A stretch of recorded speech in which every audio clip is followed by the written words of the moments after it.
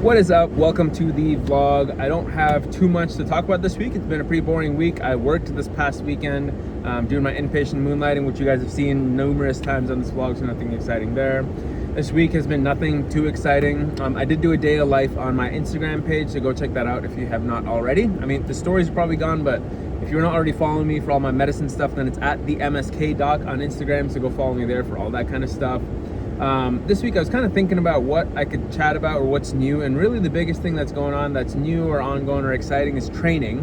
So I'm going to talk a little bit about my training, the events that have coming up, and those kinds of things. And hopefully maybe you can learn something from the way that I'm training, or you can see kind of where I'm at in the progress for these races. So stay tuned for that. We'll chat about that in just a little bit.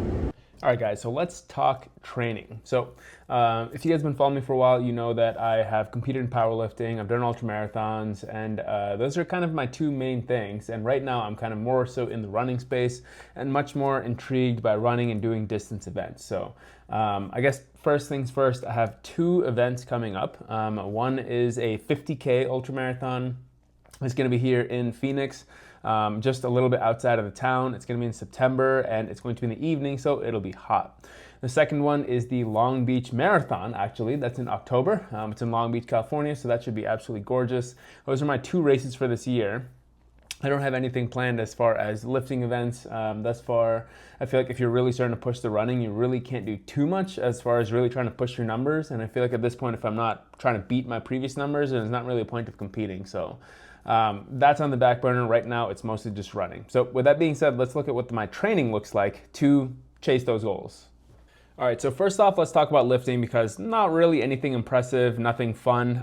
Pretty much my split has been the same as it has been previously, I think, when I talked about it, which is a lower, upper, lower, upper. The way that it's formatted is essentially to do as much of my lower body volume earlier on in the week as I can before my long runs and my running volume, which really comes much more in the weekend. My first lower body day is squat focused, because I feel like that taxes me the most when it comes to running. So I do that on Mondays, which is far away from my long runs on the weekend. Try to get as heavy as I can. Obviously the strength is not quite there, especially after that hamstring kind of issue, which I've talked about.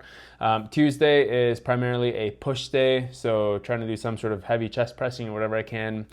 Thursday is my deadlift day, which you'll see a little bit of here, which does not tax me quite as much, but also I'm not going nearly as heavy. That's more of a neurological tax, I feel, versus an actual muscular tax. So it's been okay to do a little bit closer to my lifting. Obviously, if I was lifting super heavy on that, it would probably be a little bit more, but not bad. And then Friday is another upper body day, and then I go into my long run. So let's get into running.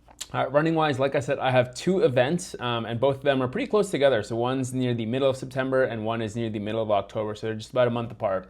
The way that I train for running is I try to just find a peak mileage that I can sustain with everything else that's going on my schedule, and then work up towards that and maintain that peak mileage for several weeks, depending on the distance that I'm doing, and then kind of go with that. So for example, from 100K I did, the peak mileage I did was about like 50-ish miles. So I maintained that for about like 4 to 6 weeks. I forgot exactly what it was.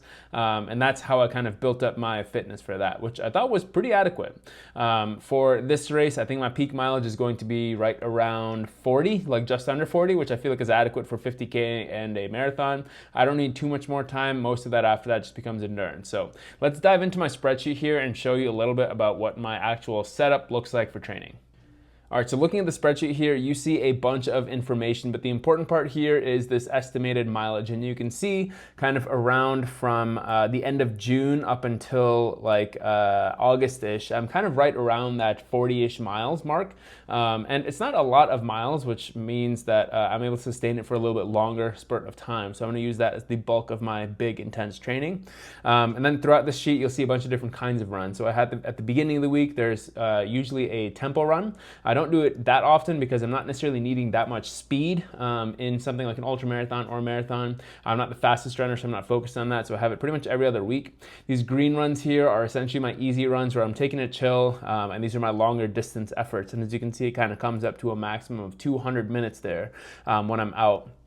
I think I've talked about this before, but I like to rate my efforts in minutes versus miles. Because if you put up miles, let's say you have a really bad day, you're just under recovery, you just don't feel great, then you're going to be slower than on a fast day. So to keep volume kind of consistent, especially with my schedule as a physician, I schedule it on minutes, so I know exactly how many minutes I'm going to be out there, no matter what, no matter if I get a little bit more mileage or a little bit less mileage. So Keeps it easy. I have 4 runs a week. I start 3 when I'm building up, and then I get up to 4.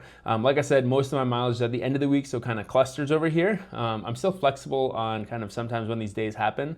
So they're not necessarily all 3 days in a row. Sometimes there's a gap in between them, but for the most part, these last 2 runs, the Friday and Saturday, are the longest ones, and I definitely do those on consecutive days, and that's just a way to get more mileage on my legs. And usually when I do my long efforts, so like my 200-minute run or all these other 120s, I want to do that on tired legs, because that simulates as best you can running an ultra is like, because your legs are going to be tired once you get to the back end of the race, or even a marathon or whatever it is. So I simulate that here by making sure that I still run a fair amount before and the day before. So you'll see, like on the 200-minute day, I have 120 minutes before, then right after I have 200 minutes. So my legs are not fully recovered, but that's fine because that's what I'm going for. You'll notice if you're kind of diving into the spreadsheet that there definitely are some deload weeks in there. So for example, this week that I'm recording this right now is actually a deload week, where last week I did about 34 miles. And then this week I'm down to 28 miles with a little bit of a deload. Then it kind of goes back up from there. And then I build up to my close to 40 miles. I deload, and then we're back up to that 40-ish miles. Then we keep going. And then as I come closer to a race, I taper down. I have some events in there, like I mentioned. So I have the enchantments, which I'm going to go to, which is a lot of miles. So that's why it's actually a little bit lower there. I might actually lower that running mileage even more, because the enchantments themselves is like 20 miles. So I'm probably going to lower that even more, which I haven't thought about yet. Need to do that. But as you kind of come down here towards these races, I'm not going to be doing a huge amount of running in between these 2 events, because you don't really need to. You're already adapted. Mostly it's just to maintain that. So there's just a couple of runs in here. Might do a little bit more, but also I'm going to be packing and moving here, so it's going to be a little bit challenging. So we'll figure out how some of this goes. I do adjust things on the fly based on how I'm feeling to some extent, but this is for the most part a rough guideline. Not even rough, it's actually pretty ironed out. There's just some modifications that I make here and there based on how things are going, life circumstances, and all those kinds of things, because running is one aspect, but life also happens, and life is important.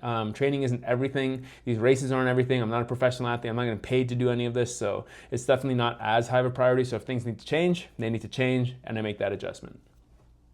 So that's it. That's my training for both trying to still lift heavy, maintain as much muscle mass as I can, and run long distances. I'll probably do long distance races for a couple more years, maybe 1 or 2 more years, and then hop back towards powerlifting, see if I can break some of those of my personal records that I've had. But for now, that's it. Hopefully you got something from this. It is definitely possible to maintain aggressive goals as far as distance, as far as weight, and all those kinds of things. If you are living a busy lifestyle, you just have to make sure that you plan it out and make sure you have a clear idea of what you're going to do. Like you see, I have pretty much everything planned out up until those events. And then if I find another event, I plan out towards then. So that's kind of my approach. If you find anything from this video that's been useful, then hit the subscribe button. The usual medical content, all that kind of stuff, fun vlogs will be coming back. So stay tuned. See you in the next one.